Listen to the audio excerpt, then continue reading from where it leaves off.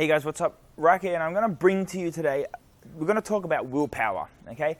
And why it fails. Look, this program is not based on willpower. Yes, you do require a little bit of it at the start, not through the whole course of the program, okay? If you go on any program and it requires you to willpower yourself the whole way through, it ain't going to last, okay? And if you know anything about me now, you know that I'm huge on long-term success, long-term results, getting results not just over the next 4, 6, 12 weeks, okay? But over the next 1 year, 2 years, 3 years, 5, 10 years into the future where you want to be at your ideal weight and stay there, okay? And willpower ain't going to get you and keep you there. So, yes, we do need a little willpower at the start for the first 2 to 4 weeks, but after that, okay, a couple of things have to come into play, which I'll get into a sec. Otherwise, the results aren't going to keep coming. Because too often, willpower turns from willpower into will not.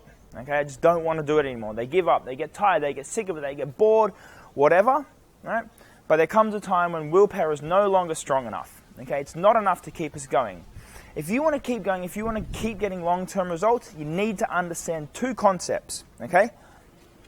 And it's about how the brain works, okay? Because if you can't understand this and get in here and make it happen, okay, and start to rewire, what exercise, food, or whatever you don't like means for you, then it's going to be very, very difficult to stick to long term, okay? Not just over the next 2 or 4 weeks. So the thing you need to understand, the thing you need to know about how the brain works, the reason we don't do exercise, the reason we eat shitty foods, okay, is because we get rewarded for it, all right? Or we're able to stay safe or out of pain. Usually the first time people go to the gym, they get so excited, there's so much willpower, they get so revved up, they do this huge workout, and the next week they can't move because they're so damn sore, right?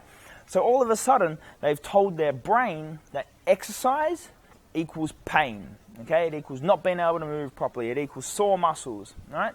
Now, the brain is incredibly intelligent and incredibly good at keeping us alive, at surviving, but that's it.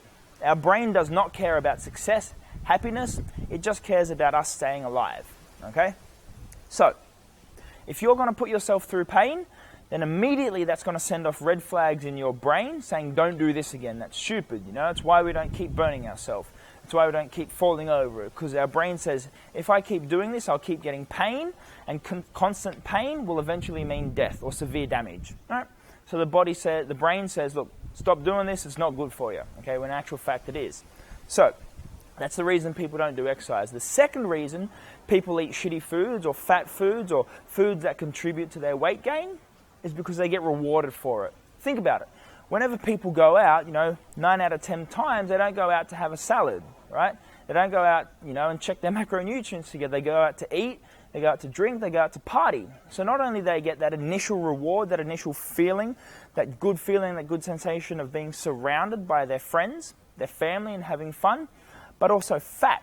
Okay, carbohydrates have been scientifically proven to release way more neurotransmitters than protein does, okay, than fiber does.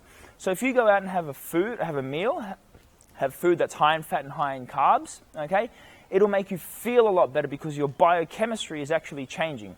The problem with that is you start to get addicted to it, okay? You start to eat more of it because all of a sudden you've got these drugs, basically, these hormones going off in your brain, and your brain says, okay, wow, I'm not in pain, I'm now getting pleasure. Pleasure will ensure survival of my body, of my race. Because I know if I put myself in pleasure, then I'm less likely to sustain damage, okay? Which is actually not true in this case. So, the brain has got these concepts, wired wrong. They're kind of backwards.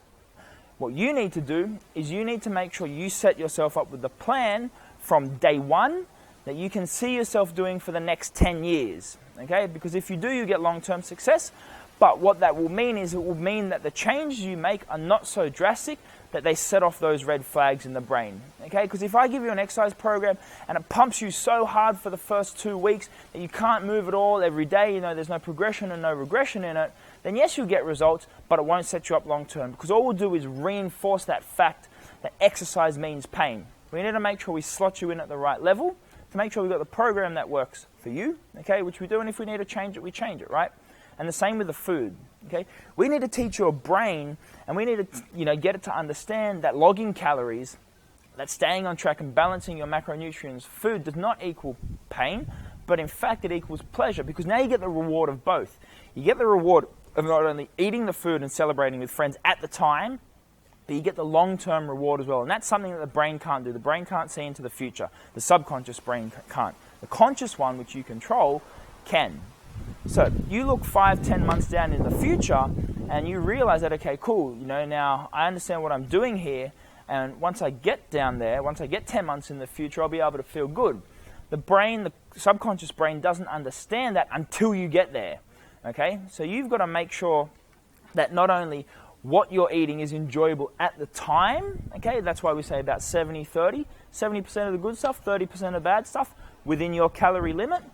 But once you get down to there, down to the weight, 10 months down the track, 5 months down the track, the subconscious brain will click and it'll be like, holy shit, all this stuff I've done, which I thought wasn't too bad, actually equals massive pleasure, massive reward, and it reinforces a connection that says logging my food, logging my calories, eating well means ultimate means ultimate pleasure.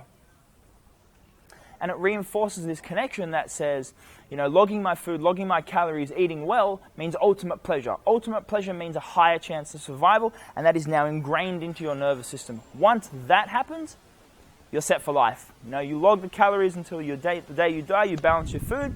You may fall off here and there, absolutely, but long term you'll be where you want to be, and that's what this program is about. That's what this is about, okay? Which is why we give you lifetime access to this. That's crucial. You need to understand the pleasure and the pain. If you don't understand those, okay, make sure you get in touch with me, but you won't get long-term success. We need to essentially rewire your brain so that the brain knows, okay, cool, logging my food means pleasure now because I get to eat what I want. It also means pleasure long-term, which means more survival. Not doing exercise now means pain, okay? Because not doing exercise now means lack of energy. It means I can't spend time with my kids. It means I can't have fun. I can't wear what I want to wear. If you think of that every time you don't do exercise, the brain will start to reinforce that connection, that no exercise means pain, okay? And then once you get 10 months down the track and you've done all the exercise and you've made amazing progress, that will again reinforce the connection, okay? Exercise equals pleasure. Okay, exercise equals pleasure, and pleasure equals long-term survival. And that's now ingrained into your nervous system, and you're set for life. So it's not just about willpower, it's about making sure your subconscious brain understands why you're doing what you're doing.